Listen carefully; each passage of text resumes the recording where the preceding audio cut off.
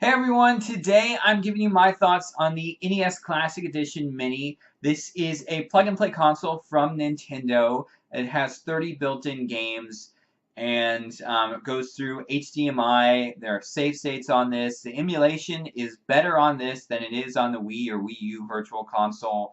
So this is $60. It's kind of hard to find right now. Luckily, I was able to get one. So really just wanted to give my thoughts on this console. So first of all, let's take a look at the box here. As you can see, it says NES Classic Edition, and the overall look of this is very reminiscent of the original NES when it came out. Of course, you see it has 30 classic games. All the Mario Brothers games. Got 2 Castlevania games, Mega Man 2, Final Fantasy, Kid Icarus, Metroid, Legend of Zelda. So, I mean, some great classic games on this. Here is the back. As you can see, it says Blast from the Past. Really love the way this looks. Really well done on that front from Nintendo. And just to show you what you actually get with your $60 purchase, you get the console itself, which we'll look at in greater detail here in a minute.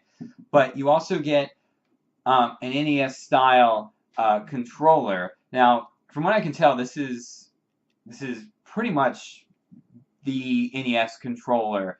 The buttons feel really great on this, and I'll talk more about this in a sec. And of course, it has the Wii style input there. And of course, you do get an HDMI cable with this, as well as a USB cable and an adapter here. Although with this USB cable, I was able to run this. I plugged this up to my computer and plugged it into my monitor and was able to run it through that, so that was pretty cool. But you also get a few other things in the box here. So you also get it's basically a warranty and user agreement here. Plus, you actually get some My Nintendo points, which I thought was really interesting, since they don't give those out in games, but apparently they gave it out in this, and I guess they'll give it out, give some points out with the Switch when that comes out. But you get these startup instructions, and what's really cool about these is, yeah, on this side you get startup instructions in a few different languages, but you also get a really nice poster with this as well.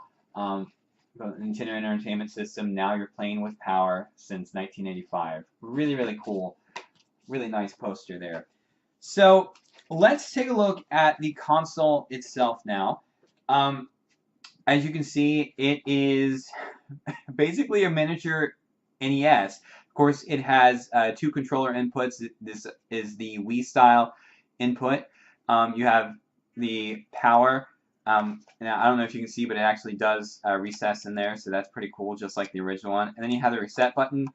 I think the reset button might feel a little cheap, but that's a minor quibble. But it is very much like the original NES. Just it looks so awesome. I really enjoyed the look of it.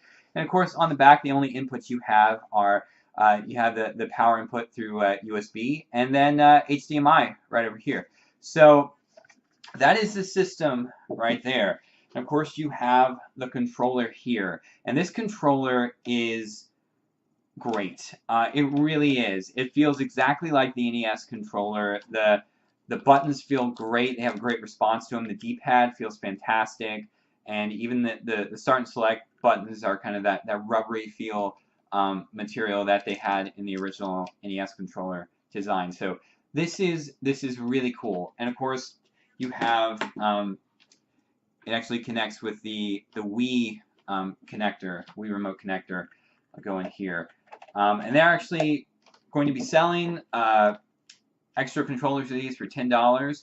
But if you don't want to buy another controller like this, you can always get, let me grab it down here, you can always use a Classic Controller or a Classic Controller Pro on this, because of course it has the same connection. These do work on here.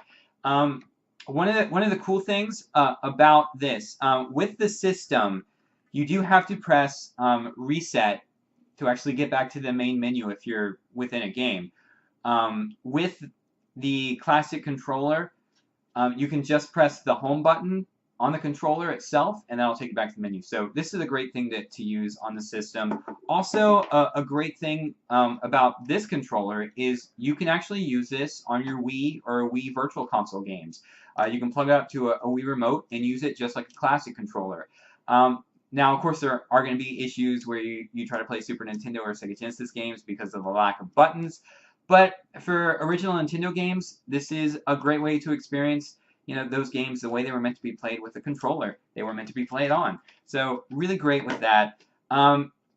Let's talk about one of the big downsides with this, and that is the controller cord length. I think everybody has said this controller length is incredibly short, and I'm going to try to show the Classic Controller Pro here. The cable for the Classic Controller Pro is actually I think probably around maybe 5 inches longer than this, and I think there are a couple reasons that they did for this. I think they were mainly considering this as a kind of a classic controller that they could sell not only for this console but for the Wii and Wii U. And so with that, it just plugs into the Wii remote, and it's not really a problem with how long the cable is.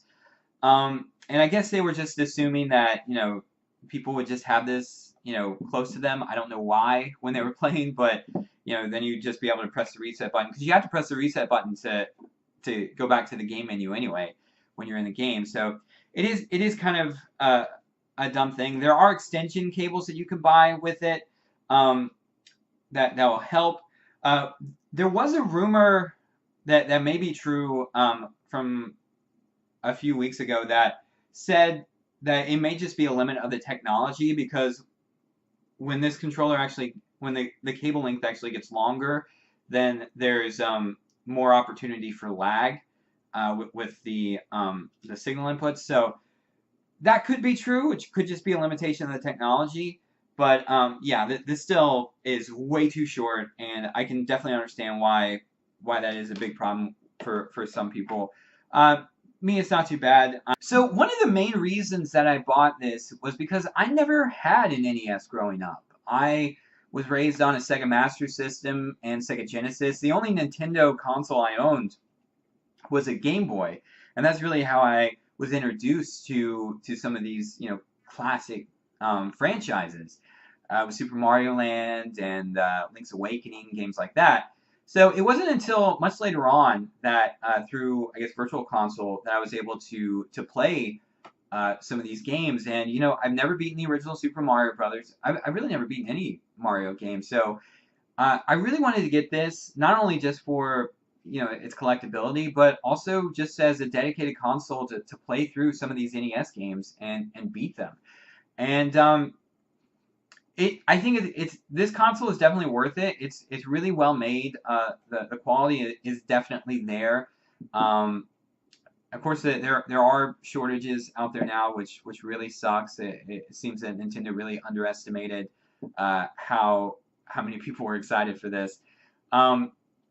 But it's a really fun console. I definitely think if you can find one, definitely pick it up. I think, especially for kids today, this is a great thing to get to let them experience some of these older classic games. But yeah, I'm definitely going to be playing this a lot. Well, guys, definitely let me know what you think of the NES Classic Edition Mini down in the comments below. Let me know if you guys actually were able to get one.